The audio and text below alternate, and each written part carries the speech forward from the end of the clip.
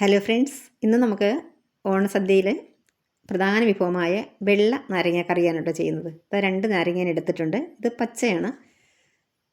നമുക്ക് നൈബർ തന്നതാണ്. ഞാൻ മുമ്പ് ഒരു വീഡിയോ ചെയ്തിട്ടുണ്ട്. മുമ്പൊരു വീഡിയോ എന്ന് പറയുമ്പോൾ ഞാൻ ചുവന്ന നാരങ്ങയുടെ വീഡിയോ എടുത്ത് റെഡിയാക്കി വെച്ചിട്ടുണ്ട്. ഇത് ഏതാണ് ആദ്യം അപ്ലോഡ് ആകുക എന്ന് പറയാൻ പറ്റില്ല. അപ്പോൾ ഇത് വെള്ള നാരങ്ങ കറിയാണ് കേട്ടോ. അപ്പോൾ ഞാനത് 2 നാരങ്ങ എടുത്തിട്ട് അതിൻ്റെ തോലൊക്കെ ഒന്ന് ചെത്തിക്കളഞ്ഞിട്ട് ചെറുതായിട്ടൊന്ന് കട്ട് ചെയ്തെടുക്കാം.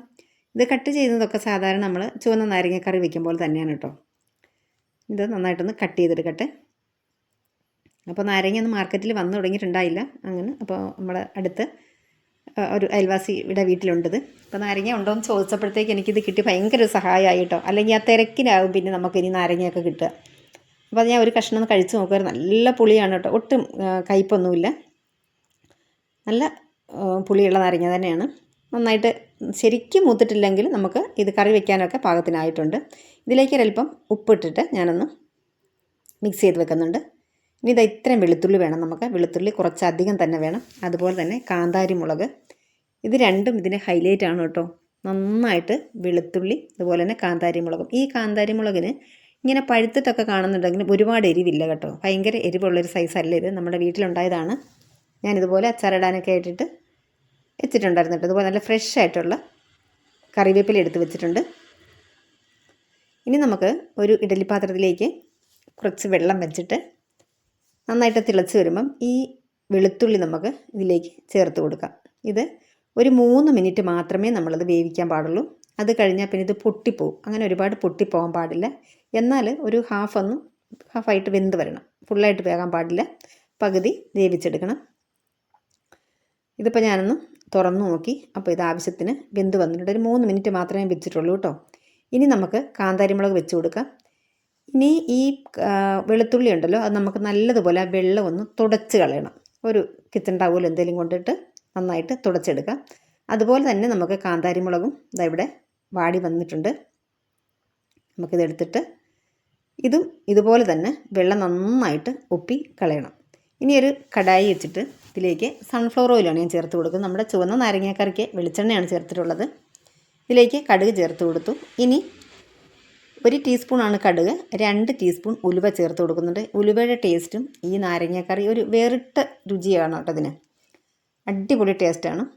2 ടീസ്പൂണ് ഉലുവയും കൂടെ ചേർത്ത് കൊടുത്തിട്ട് നന്നായിട്ട് ഒന്ന് ഇളക്കി കൊടുത്തിട്ട് ഉണക്കമുളകും കറിവേപ്പിലയും ചേർത്ത് കൊടുത്തിട്ടുണ്ട്. നന്നായിട്ട് നമുക്ക് മിക്സ് ചെയ്തെടുക്കാം. ഇനി ഇതിലേക്ക് ഇഞ്ചി നേരത്തെ പറയാൻ വിട്ടുപോയിട്ടോ. ഇഞ്ചി വേണം, വലിയൊരു കഷ്ണം ഇഞ്ചി. ഇതുപോലെ നീളത്തിൽ നൈസായിട്ട് അരിഞ്ഞെടുത്താണ്. അതുകൂടെ അങ്ങ് ചേർത്ത് കൊടുക്കാം. എന്നിട്ട് നല്ലതുപോലെ നമുക്കിത് മിക്സ് ചെയ്തെടുക്കാം. ഇനി നമ്മൾ തുടച്ച് വെള്ളമൊക്കെ കളഞ്ഞിട്ടുള്ള വെളുത്തുള്ളി ഇതിലേക്ക് ചേർത്ത് കൊടുക്കാം. വെളുത്തുള്ളിയുടെ ചേർത്തിട്ട് നന്നായിട്ട് നമുക്കിത് മിക്സ് ചെയ്യാം. അപ്പം നമ്മുടെ ഓണം വിഭവങ്ങളൊക്കെ കണ്ട് നമ്മുടെ ചാനലിൽ സപ്പോർട്ട് ചെയ്തുകൊണ്ടിരിക്കുന്ന എൻ്റെ എല്ലാ പ്രിയപ്പെട്ടവർക്കും ഒരുപാട് സ്നേഹവും ഒരുപാട് നന്ദി ഞാൻ അറിയിക്കുകയാണ്. തുടർന്ന് നിങ്ങളുടെ ഈ സ്നേഹവും പിന്തുണയൊക്കെ ഉണ്ടാകുമെന്ന് ഞാൻ പ്രതീക്ഷിക്കുന്നു. അപ്പോൾ ഇത് ഈ വെളുത്തുള്ളി നമുക്ക് വേണമെന്നുണ്ടെങ്കിൽ 2ആയിട്ടൊന്ന് കട്ട് ചെയ്ത് കൊടുക്കാം, ഈ വലിയ കഷ്ണങ്ങളൊക്കെ. പക്ഷേ ഇതിന് അങ്ങനെ കട്ട് ചെയ്ത് കൊടുക്കേണ്ട ആവശ്യമില്ല കേട്ടോ. ഇതിങ്ങനെ മുഴുവനായിട്ട് കിടക്കുന്നതാണ് ഇതിൻ്റെ ഒരു രീതി. അതാണ് ഇതിൻ്റെ എടുത്ത് കഴിക്കാനൊക്കെ ആയിട്ട് നല്ലത്. കുറച്ചൊക്കെ ഒന്ന് ചെറിയ രീതിയിലൊന്ന് പൊട്ടിയൊക്കെ വരും കേട്ടോ. ഇനി നമ്മൾ വെള്ളമൊക്കെ തുടച്ച് കളഞ്ഞിട്ടുള്ള കാന്താരിമുളക് ഇതിലേക്ക് ചേർത്ത് കൊടുക്കാം. എന്നിട്ട് നല്ലതുപോലെ നമുക്ക് മിക്സ് ചെയ്ത് കൊടുക്കാം. ഫ്ലെയിം ഒരു മീഡിയത്തിലാണ് ഞാൻ വെച്ചിട്ടുള്ളത്. ഈ കാന്താരിമുളകും ഒന്ന് പൊട്ടി വന്നിട്ട് എരിവൊക്കെ ഇതിലേക്ക് ആയി വരണം കേട്ടോ.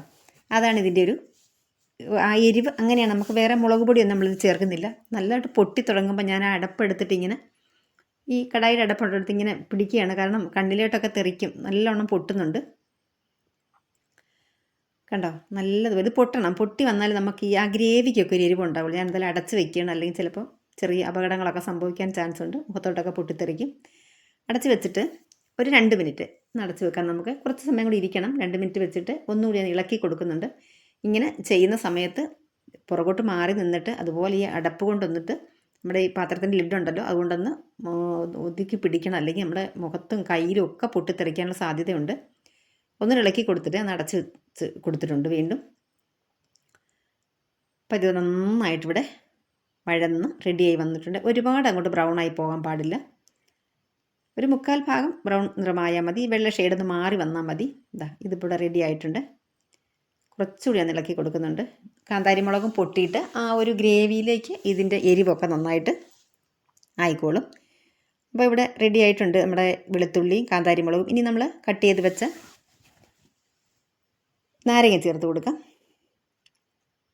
നാരങ്ങ ഇതുപോലെ കുറച്ച് പച്ചയുണ്ട്, നല്ല കളറ് കിട്ടുന്നുണ്ട്. എനിക്ക് വലിയൊരു സഹായമായി കേട്ടോ ഈ നാരങ്ങ നേരത്തെ കിട്ടിയതുകൊണ്ട്. കാരണം ആ ഓണത്തിൻ്റെ സമയത്ത് ഇനി നമുക്ക് കിട്ടുക എന്ന് പറയുന്നത് മാർക്കറ്റിലൊക്കെ വന്നു തുടങ്ങുന്നത് പൂരാടം, ഉത്രാടം ഈ സമയത്തൊക്കെയാണ്. അപ്പോൾ ഭയങ്കര തിരക്കും ഒക്കെ ആയിരിക്കും. പിന്നെ ഇത് വീട്ടിലുണ്ടായതാകുമ്പോൾ നല്ല ഫ്രഷ് ആയിട്ടുള്ളത് നമുക്ക് കിട്ടിയതിന് ഭയങ്കര സന്തോഷമായിട്ടോ. Thank you Sumina. സുമിന എന്നാണ് കേട്ടോ കുട്ടിയുടെ പേര്. എൻ്റെ ലൈവിലൊക്കെ വന്നിട്ട് എന്നെ സപ്പോർട്ട് ചെയ്തിട്ടുള്ളൊരു കുട്ടിയാണത്. തൊട്ടടുത്തല്ല എങ്കിലും എന്തെങ്കിലും ആവശ്യത്തിന് ഞങ്ങൾ ഫോൺ ചെയ്യുക അങ്ങനെയൊക്കെ ഉള്ള ഒരു നെയ്ബറാണ് കേട്ടോ. നന്നായിട്ട് മിക്സ് ചെയ്ത് കൊടുത്തിട്ട് ഇതിലേക്ക് കുറച്ച് ഉപ്പ്, നമ്മൾ നേരത്തെ ഉപ്പ് ചേർത്ത് വെച്ചതാണ്, എങ്കിലും അല്പം ഉപ്പ് കൂടി ചേർത്ത് കൊടുത്തിട്ടുണ്ട്. പിന്നെ കുറച്ച് കായപ്പൊടി, 1 ടീസ്പൂണോളം കായപ്പൊടി ചേർത്ത് കൊടുക്കാം. കായപ്പൊടിയോട് ചേർത്ത് കൊടുത്തിട്ട് നല്ലതുപോലെ നമുക്കൊന്ന് മിക്സ് ചെയ്യാം.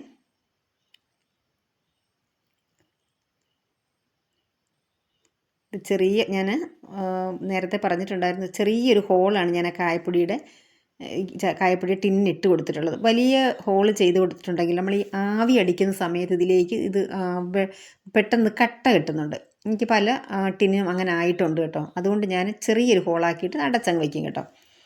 അപ്പോൾ അത് ഒരിക്കലും തീരുവോളം വരെ നമുക്ക് ഒട്ടും നല്ല പൊടിയായിട്ട് തന്നെ ഇരിക്കും, ഒട്ടും കട്ട കിട്ടി പോകില്ല.